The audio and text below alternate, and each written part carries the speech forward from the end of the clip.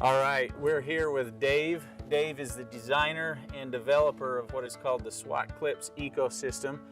And so we're gonna kind of take you through what these Swatclips are, how he came up with the idea, why he came up with the idea, and how to use them, and maybe go over some of the common questions that are out there as the system starts to get out there and get used by more and more carpenters around the country, and quite frankly around the world right now too. So we're in a lot of different countries with these already, and most of the states so far. So Dave, first tell us a little bit about what it is that you do for a living. Like what type, you're a general contractor, I know, but like in general, what do you do?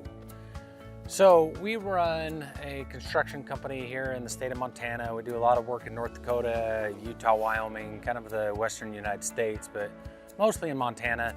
And I've been a framer for about 30 years, and we still run 2 crews. We've got guys here in Hamilton, Montana right now, 1 crew in Augusta. We do a lot of work in Missoula. And then a few years ago, I decided to try my hand at inventing and came up with a few things that are now on the market, and with a great team involved with what we do, from engineering to sales. This product and other products have, taken off and done really well. So tell us a little bit about the types of projects that you're involved in. Then you mentioned, you're kind of all over the state, as well as, around doing different types of projects. What are those types of projects? Well, on this particular project that we're filming on today, it's to classify it, it's a giant log remodel. It's a 1980s home that is kind of outdated. And so we're coming in and ripping apart logs, redoing decks, redoing concrete, doing a lot of framing. We're gonna put on the metal roof. And so we kind of do everything from A to Z, other than some plumbing and electrical. We're going to do it. We're going to frame. We're going to do the decks, hardy plank, siding. You name it, we've done it. So did you originally start out doing everything, or did you start out mainly as a framer, pretty specialized? And if so, how did you get into doing everything? Actually, we started out as framers. Our dad was a framer, and for some reason he thought it'd be cool to make me a framer. And so from a very young age, probably junior high, maybe before, I was working summers with my pops and my uncles, and kind of learned the trade from them. And then, started right into framing right after high school, and kind of never looked back. And so we started off as framers. We ended up moving here to Montana, and Montana's economy is a little bit different. We found out very quickly we had to do something more than just framing. So we tried our hand at siding, and that didn't seem too hard. And before you knew it, people were asking us to do timbers and logs and everything else. And at the time we didn't dare say no, and so we just kept on going. And now we now we do it all. So you do it all, not necessarily by design, but by default over the years. Yeah, Montana has a way of making you default and think you know something, and then you move to Montana and you better learn something new pretty quick. So it's not like Utah, where you can bang walls all day long, and that's you can make a lifetime out of that. And not here in Montana. You better know a little bit more about building than just framing or siding. You really do need to know a little bit more up here, and there's just the resources we have here and the trades we have here are not as plentiful as Las Vegas or Phoenix or Salt Lake City. And so you really count on your guys to know a bit more than just your average framer. Okay, so, and with that in mind, because you had to diversify, as you mentioned already, you're talking about trying to get become more efficient, become safer, all of that kind of stuff. So tell us a little bit about what got your mind kind of rolling towards product development. And then we can go into the Swatclips in a minute, but what kind of got your mind thinking more along the lines of, hey, we need things to be more efficient and better? Well, I would say, quite honestly, probably what got me thinking about, getting into some product development is, number one, I felt like I was always a bit smarter than the average person, and so I thought maybe I could do it. I learned pretty quickly that I really wasn't, and you know, it's perseverance that sees you through any market, whether it's framing or product development. But you know, I guess my main motivating factor at the time I started some of these projects, whether it was Cut Hub or Swatclips, I wanted out of framing. You know, I don't think any of us want to do it forever. I think we all realize it's an aging profession. You know, look around, framers are my age. You know, I'm in my mid-40s now, and I started framing, you know, in my mid-teens, and that's just not the way it is anymore. But you don't want to do it forever. And, you know, it's dangerous. I took a spill out of some trusses last week, and lucky to be standing here today. And so every time you get on a 12-12 pitch, or you know, use the tilt on a forklift a little more than you'd like, you know, it reminds you want to do something different in life. And you know, to stay competitive, I had to change. And so my crews are great, my foremen are great, I love my guys, and we're still making money. But you know, it's not something I felt like I could stay competitive in the way I could use my body. I didn't feel like I could do this at age 55, and even if I could, can I do it at age 65? You know, I'm not Tom Brady. You know, we can't all play forever. You had a donut this morning? Yeah, yeah. We had a bit of coffee and donuts this morning, so we're not watching what goes in our body exactly. But you know, it's a dangerous job, and you know, I don't want to do it forever. So that was really my motivation. Okay, so you've done a bunch of stuff, obviously, and your mind is always kind of cruising to becoming more efficient and safer. Tell me a little bit more about how you came up with this Swatclip system. Where did it start? Like, what was the beginnings of all of this? We're seeing right here, you know, half a dozen products that you've designed and developed, but it didn't start with half a dozen products. Where did it start? Well, gather around, children, and Grandpa will tell you a story. You know, the true story is this product came into this world the same day my dad left this world, and that's the truth. I was pouring concrete on a house with some of my guys, and you know, my dad was, you know, on his last few days, and you know, I was up on the house, and typically I don't pour concrete, and this particular day I was. So in all likelihood, my hammer was acting a little bit different than maybe it normally does. And it happened to be, you know, giving me the old hammer slap. And I was walking the walls, and I was guiding the trucks in, and it just hit the funny bone. I don't know the medical term for the funny bone on your knee, but I'm sure there is one. And it really sucks when it gets hit. It hurts every bit as bad as the elbow. And I'd been dealing with this for years, and I had tried everything. I'm an Occidental leather guy. You know, shout out to you guys. I love your stuff, but I've worn them from the first day I started framing. And I tried every which hammer loop to kind of alleviate that movement that kept hitting my knee. I couldn't stand the sound. I couldn't stand. Can you go ahead and put that on for a second there, because I pull that so you can show what's happening there. So this is an Occidental hammer loop right here. That's the best I could find, quite honestly. And so I got really, really fed up with basically this movement right here, and it would slap. I've got a bruise from the trusses last week, officially TikTok banned bruise, and it was hitting that funny bone, and I just couldn't stand it, you know. So I was really looking for something, and I had tried short hammers. I'd cut my hammers off. I'd tried titanium. I'd tried everything to just stop the hammer from hitting my leg, and I hated the way I had to walk.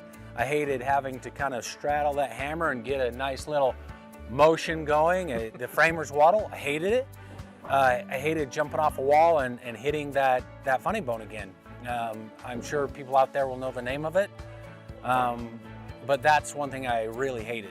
And so that particular day, as I was pouring concrete, man, I jumped off one of the concrete walls, and that hammer hit me one more time, and you know, I can't even feel it anymore because I'm so used to the other one. But you know, I took that hammer and I just chucked it out into the field, 200 yards. You know, I don't know, a long way. And one of my guys, touchdown pass. One of my guys looked up at me and said, "Man, what the hell's wrong with you?" And I'm like, I can't do this anymore. I'm so freaking sick of this hammer. I literally can't do this anymore. And he says, you know, well, you know, my father-in-law is pretty good with leather. Maybe he can help you. And like right then and there, I'm like, you know, I finished up the last truck. I'm like, you got to finish the top off. I got to go see him. So we went down and saw him, and I told him what I wanted. And he started working with me and came up with a few fixes for the Occidental leather one, and he worked with some leather and put a few attachments on, and it worked, but it was still noisy and it only worked for certain hammers. So I went back to him and I said, it's not quite what I had in mind. And so I said, yeah, it kept it from hitting my funny bone, but the angles are still wrong and it's hard to load and unload. So we went to work on what it turned into the Swatclips. So, you know, the God's honest truth, I showed up one day after working with him for a while. He'd gone down a different direction, and he showed me what is now, you know, turned into the Swatclip here. And he took my hammer and, you know, he puts it in like that, and I looked at him and I was like, not exactly what I'm after. Thanks for the effort, but not exactly what I'm after. He said, okay, I know, it's not exactly what you're after, but I have a background in law enforcement, and this is kind of how we use our stuff, and this is how it holds. Just give it a try. And so I kind of smiled and said, yeah, thanks for your time. Thought it was a waste of time. Went back up to the job. At this point, we were starting to frame on that same job, and I started using it, and within an hour, I knew for sure that was the answer I was looking for. I got used to it very fast. It worked for me great, and so I went back to him. I said, you got to make me a few more of these. I want to get them on my belt. I want to get them on my guy's belt. And so, you know, the rest is history. We really started developing from there, but it turned into this law enforcement, military kind of gadget, and it made me realize very quickly, why in the world do I have to wear these, you know, these silly bags? And then I'm looking at my brothers and my friends in the military or in the police department, and they got all this cool gear. Why don't I get cool gear? So it made me realize very quickly that I could do something special, not only with a hammer, but other things. And so that's kind of what turned into Swatclips. So the whole idea then behind the Swatclips ecosystem is trying to outfit a carpenter with the security of being able to move around a job site and not have their tools dangling and flapping and moving all over the place. More like, like a SWAT team. They Right. show up and it's not they don't have their gun bouncing everywhere. They've got it secure to their person. So Right. you're looking for the security with a tool. And so it went from a hammer, as you mentioned, and how much you like that. The hammer, obviously, your brain was working a little bit more than just a hammer, because as soon as the hammer started to go, you started thinking a little bit more. You started getting your eye on a few other tools. Tell me about that. Like, what other tools started popping into your head? Well, I would say the first thing that popped into my head is, you know, this particular hammer, shout out to Vaughn. It's not the world's best hammer, and I'm not even going to claim that it is, but for the price, it's a really nice hammer. It really feels like it picks up speed as you rotate that in your hand. It's well balanced, it's fairly light. I like this hammer, I've used it for a long time. There's some other hammers out there that are great, and I realize other people aren't going to necessarily like my hammer. So we really started developing hammer holders that were meant for smaller hammers and even flat hammers, like the old Eschwings, like the concrete guys use. And so we started with that, but then as I started having success and more people really started liking the hammer holder, it just kind of came to me, well, this could work for really anything, right? I mean, anything you want to hold in a particular way has two key components. How much retention do you want? And how much security do you want? And so you literally can give me anything and I can find out a very unique way of holding that. And that's really what I was after. So the next thing we started on is the drill, and thinking, you know what? I really don't have a great place to put this. I'll either put that in my pocket or I'll hang that, you know, on the side of a belt or on my tool belt. But I needed somewhere, because I do logs and timbers, I needed something that was super secure, but also came into my hand very easy. As we started the molding process, I realized very quickly that 3D printing is a great big lie. It'll tell you what you think you can have, but that doesn't necessarily mean you can have it. And so we went modular with this system, and we made it start holding things like pencils. And we also made it hold things like Sharpies. And I realized that if I just took that hammer holder off, I could put the drill holder on, and I could have the same kind of concept with my drill as I do with my hammer. And so that's just gonna slide right on there like that, and I can load that thing in, twist it, and now all of a sudden I've got my drill working for me on my person, and I'll forget it's there, and that's what I want, right? You wanna forget your tools are there, and they wanna be accessible at the right time with the exact right retention. In and out is what I was after, really. And so we achieved that with the drill, and then it just led into other products. So this is, I'm going to speak from personal experience here too, because oftentimes, if you could speak to this as well on a job site, especially like this, where you've got a bunch of guys on ladders and people working above somebody else and things like, why is that so important for you to be secure right there, rather than just using the already metal clip that's there? Right, so we do use this metal clip, by the way, and you know, grab this, one of my other tool belts back here, but one of the things that we use our tape measure clip for is also that metal clip. So that's gonna go in there like that, and that doesn't offer near the security. However, it offers a lot of accessibility. If I'm on the ground, I don't need a lot of security. If I'm in the air, I need a lot of security. You know, and so it really is that equation on how much security you need for the particular job you're doing. If I'm working above somebody, or I'm climbing a 12-12 pitch to go put some lag screws in on, you know, on the top, I've got to have that secure. I cannot tell you how many drills I've lost over my 10-year in framing, but it's thousands of dollars worth of drills. Just from dropping them? Just from dropping them. You know, we were working on a tin building one time in North Dakota, and brand new Makita, you know, and they're $250 or $225, and somebody put it down on the tin roof. It was a shallow pitch, and off it went. That thing had not screwed a screw yet, and it explodes 20 feet onto concrete. And you know, that happens. And so we really wanted something that was very secure, very easy to use, and felt good while you were walking. And you know, I don't like the feeling of tools slapping my legs. I know some guys might out there, I don't. And so I really go about trying to solve problems that irritate the hell out of me. And that's how I invent stuff. If it irritates me, I try to solve it. And since I'm in construction, I try to solve things.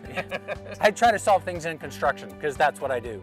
You know, later I'll try to solve things in politics, but not yet. Oh, you're heading down the politics road. Okay, all right. Well, before we head down the politics road, let's talk about some of the other actual products, because we've got a couple here. You got Base Pro.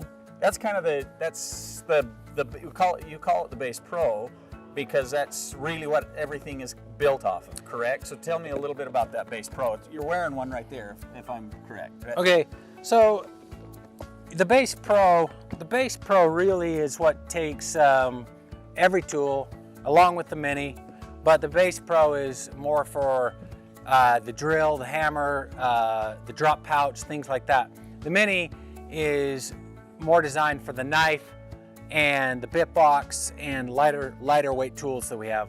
But the Base Pro really does take everything, and it's very unique in the way that it will slide off your belt very easily. It also has hooks, so it doesn't just come off your belt, so security matters. But I definitely wanted to build something that I didn't have to wear my tool belt. I looked around the industry, and I found out very quickly that heating guys and plumbers and everybody, the second we can, we drop our tool belts. I know the boss is going to say, hey, wear your tool belt all day. But the truth is, I'm looking at my guys over your shoulder, and one of them's wearing his tool belt. And I get it, we all do that. And so I thought, well, if we're not wearing our tool belts, I got to make this Base Pro not only go over a tool belt, but also be able to slide down your pants very easily, where you don't have to wear that tool belt if you don't want to. And I don't care what anybody says out there, nobody wants to wear their tool belt. It is a necessary evil. And so I want to solve that issue where you can do both. So you're not necessarily trying to replace the tool belt, obviously. You're trying to accessorize it with a tool, but also use that tool can be used individually separate from the belt. Yeah, absolutely. Like I said, it's a necessary evil. It is evil, but it's also necessary. So I'm not going to ever replace the tool belt. I just have to carry too much stuff. But I realized very quickly also that it was job specific. Sometimes I just needed a hammer. If I'm breaking off ties on concrete, sometimes I just needed a drill. Sometimes I just need a tape measure. And so our Base Pro and our Base Mini are going to come with the quick draw, and that's going to be for your tape measure. It's going to be for your quick access drills. It holds a flat knife. You're talking about the quick draw right there. Right. And that can come on and off either on your hip or on your tool belt. Right, so it's as modular as anything else. That's gonna, if I want to put that, and this is probably, you know, our most popular item, because man, who doesn't need to wear a tape measure? I mean, really. I mean, yeah, everybody's wearing one all day long for the most part, right? Yeah, going to a grocery store, going to a coffee shop. I mean, tape measures everywhere. And so that's going to fit on just like that, and that's going to just take your tape measure. I don't know if we have one around here. I don't know. Maybe somebody took it from me. I don't know. One of my guys probably has it, but so that's typical. So that's going to take all your heavy stuff, and then that Mini is going to take that modular system along with our base, our base mounts that can mount on wood. So let me stop you there, because I have a quick question there, because now this is a really cool idea, because you're not just going from hip to tool belt, removing something from your tool belt and moving it to your hip. You can actually, and I don't know if we have any of these wall mounts here, you can actually take the wall mounts and attach them. So now you're going from hip to tool, back to hip, to a ladder? Possibly a ladder, or you could use them in your trailer. I've got guys that actually put them on their suspenders or their jackets. And so they'll rivet them onto their jackets and put a quick draw on it, or a knife or something like that. So these little wall mounts that you've got right here. So you can take whatever you've got, you can take that and stick it to here. Right. And then we've got another very popular item, and that's called the bit box, and that's just hitting our website. And so tell me about this bit box. The bit box, what's so cool about it? The bit box really came from something that also made me very angry, and that was I was always searching my pockets for the right bit. And it was round and round we'd go to see who had the T30 or the T25. And, you know, I must have bought, I don't know, maybe 1 million or 2 million of those. They're like missing socks. Over my career. I've spent millions of dollars on bits, and we still don't have enough. And so I invented a bit box that's magnetic, that was going to keep the 4 or 5, maybe up to 10 bits that you needed the most. Because all those guys online that are selling these massive bit boxes, they're like, look, every bit you'll ever need, and 99 of them are none of them that you need. So I've spent 30 bucks on one of those before so I could get the T25 out. You know, but this is going to fit on just like anything else. So everything fits, it's a whole ecosystem. Absolutely. And then that's just going to open up, and it's going to take my bit boxes inside and outside, and it's magnetic on the outside too. A lot of times when I'm working, I'm going to have to switch between a T30 and a T25 is very typical when you're doing timbers. And every now and again, I need the dreaded Phillips bit even, you know, when we're dealing with windows. And so that becomes my go-to, and anytime I need a bit, every one of my guys has these, they all have their bits. And I would say we're now saving millions of dollars. Millions of dollars on bits. Well, maybe not millions, but a bunch, you know, so. Well, like you say, it seems like every morning you got to stop off at the hardware store and buy handfuls. Just handfuls. Just spread them all over the job. By noon they're gone. Yeah. They're like the reader's glasses. Yeah. You got 1 million of them around, you can never find them when you need them. Yeah, that's true. So that's where the bit box came from. And so, you know, that kind of goes through the basic product list of what we've got, but So you've got, here's one I'm really interested in right here. Talk about this one right here, this drop pouch. And I know we've got it set there. That drop pouch, why the drop pouch? I mean, tell me about the drop pouch. And you don't have to go through it right here because we can figure that out later. But what's the purpose behind a drop pouch? Why not just use a yogurt container? I mean, I got like 1,500 of those things in my garage full of different screws. Well, I've seen people use everything, and I like nice tools, and I like nice bags. You're saying a yogurt container isn't a nice tool? Yeah, milk jugs. I've seen it all, and you know what? To each his own. They all work. I wanted something nice. I needed something that was going to stand on its own, be flexible, and actually fit the right size of hands. And one of my guys, you know, has a set of hands that pets puppies too hard, and you know, so I had to have a bag that fit the hand. I was so sick of dipping my fingers in and getting the ends of screws. I was just really sick of that. So I wanted to put a bag together that was kind of for anything. But it just made sense once I had come up with that drill. It just made sense that every drill needs a handful of screws. And so that's what the drop pouch became. It just became a throw-all for everything, and it's a great size. It's super strong. Stands on its own. Stands on its own. It fits a laser great. We use the PLS lasers on our jobs. Fits that great. And I just needed something that I didn't have to wear a whole tool belt just because I needed a handful of screws. Okay, so you're looking here. You're selling these on the website at, you know, a typical hammer, a Base Pro. Let me see that Base Pro. You're wearing that Base Pro, and you're looking at $30. $30 to get outfitted with a Base Pro, and then another $25 or so to get outfitted with that. And you literally could go crazy with it. Gonna make a difference? I mean, should I go out and spend $25 on a hammer holder when I can run down to Ace Hardware and spend $5? Well, I would say the only differences that it's really going to make is if you're somebody that wants your tool where you want it and you don't like to feel it dangling off your pocket, and if you're sick of ripping your pants, and if you're sick of hammer slap, or if you need a little bit more security on your drill, it makes a difference. If you're somebody that's going to go spend $9 at Ace Hardware on, you know, on a rag, on a tool belt that looks like it came out of a cereal box, then for sure this tool line is not for you. I don't apologize for the price that we're selling these for. I think it's well worth it. I'm absolutely trying to addict people to it. I've been wearing them for 2 years now and absolutely love it. I will never go back. How about your guys? They like them? My guys love them. The reviews are great. The guys that, you know, are willing to give it a chance realize very quickly what they've been missing. It is a game changer.